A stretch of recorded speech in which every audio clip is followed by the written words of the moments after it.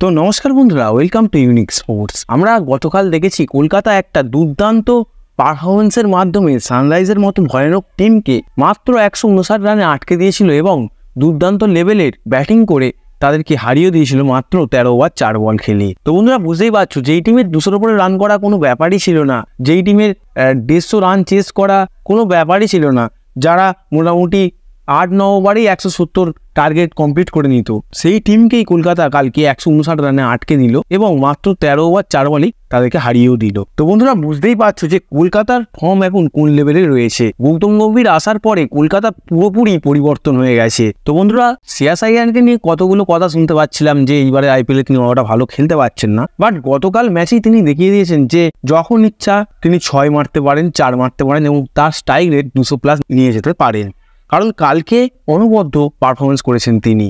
আর কালকে ভেঙ্কটেশ আইয়ারও যথেষ্ট ভালো পারফরমেন্সই করেছেন। কিন্তু বন্ধুরা আইপিএল শুরু হওয়ার আগেই গৌতম গম্ভীর জানিয়ে দিয়েছিল যে তাদের মূল লক্ষ্য থাকবে 26শে মে ফাইনাল খেলা। তাদের কোনো ইন্ডিভিজুয়াল লক্ষ্য থাকবে না, তাদের সকল প্লেয়ারদের একসঙ্গে মিলেমিশে ফাইনাল জিততে হবে। সে ডোমেস্টিক প্লেয়ার হোক আর ইন্টারন্যাশনাল প্লেয়ার হোক, সকল প্লেয়ারকে সমান চোখে দেখা হবে এবং প্রত্যেকটা প্লেয়ারের কাছ থেকে তিনি 100% পারফরমেন্সও চেয়েছিলেন, যাতে টিম 100% দিতে পারে এবং টিম যাতে কাপও নিতে পারে। তার কিছুটা কাছাকাছি চলে গেছে কলকাতা টিম। তো বন্ধুরা নাম্বার 1 পজিশনে কলকাতা এইবারের আইপিএল লিগটা তো শেষ করেই ছিল, তার পাশাপাশি কোয়ালিফায়ার 1-এ 10 দিন পরে নেমেও দুর্দান্ত লেভেলের পারফরমেন্স করে ম্যাচ জিতে ফাইনালে চলে গেল কলকাতা।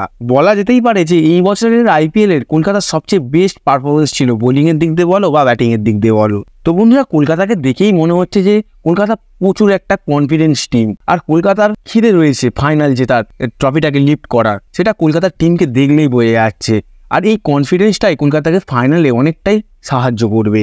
যেই টিম ফাইনালে আসবে কলকাতার বিপক্ষে, সেই টিমের একটা ভয় তো থাকবেই, একটা ডিসঅ্যাডভান্টেজ তো থাকবেই, কারণ কলকাতা যেমন ফর্মে আছে কলকাতাকে হারানোটা খুবই টাফ হয়ে যাবে। আর বন্ধুরা শ্রেয়াস আইয়ারের ক্যাপ্টেন্সিটা খুবই আন্ডাররেটেড। তিনি যখন দিল্লিতে ছিলেন পরপর 2 বছর দিল্লিকে তার ক্যাপ্টেন্সির মাধ্যমে প্লে অফসে খেলিয়েছেন, একবার ফাইনালেও নিয়ে গেছেন। আর কেকেআর টিমে যুক্ত হওয়ার পরে কেকেআরকেও ফাইনালে পৌঁছে দিয়েছেন তিনি যেমন ফিল্ডিং চেঞ্জ করেন, বলারদের চেঞ্জ করেন, সেটা দেখেও একটা ভালো লাগে যে তার ক্যাপ্টেন্সিটা অনেকটাই বেটার হয়ে গেছে, আগের থেকে আরও ভালো হয়ে গেছে। আর বন্ধুরা আশা করছি যে কিছু সময়ের মধ্যেই তিনি আবারও ইন্ডিয়া টিমেতে চলে আসবেন। হ্যাঁ বন্ধুরা, পরবর্তীকালে ইন্ডিয়া টিমের ক্যাপ্টেন হওয়ার লিস্টে এই প্লেয়ারটি তো থাকবেই, কারণ এই প্লেয়ারটি যথেষ্ট ভালো লেভেলের ক্যাপ্টেন্সিও করছে। তো বন্ধুরা কলকাতার 2022-এর যেই 4টে রিটেল প্লেয়ার ছিল, রাসেল, সুনীল নারিন, বরুণ চক্রবর্তী এবং ভেঙ্কটেশ আইয়ার, তাদের মধ্যে অ্যান্ড্রে রাসেল আর সুনীল নারিনের তো কন্ট্রিবিউশন তোমরা সকলেই দেখেছো যে এই আইপিএলে তারা কি করেছে। কলকাতার মোস্ট ভ্যালুয়েবল প্লেয়ার এই দুজন। আর তাছাড়াও বন্ধুরা ভেঙ্কটেশ আইয়ার আর বরুণ চক্রবর্তী তারাও দুর্দান্ত লেভেলের পারফরমেন্স করেছে এই আইপিএলে। যখন থেকে ভেঙ্কটেশ আইয়ার কলকাতার হয়ে খেলছে তখন থেকে কলকাতার হয়ে তিনি অনেক রান করছেন।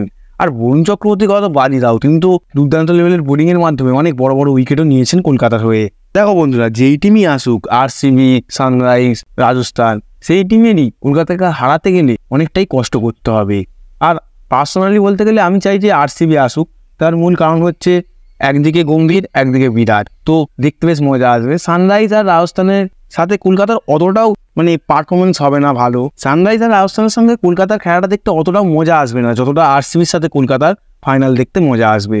তো বন্ধুরা দেখা যাক যে কলকাতা তো চলে গেছে ফাইনালে, এবারে কোন টিম আসে ফাইনালে কলকাতার সাথে খেলতে।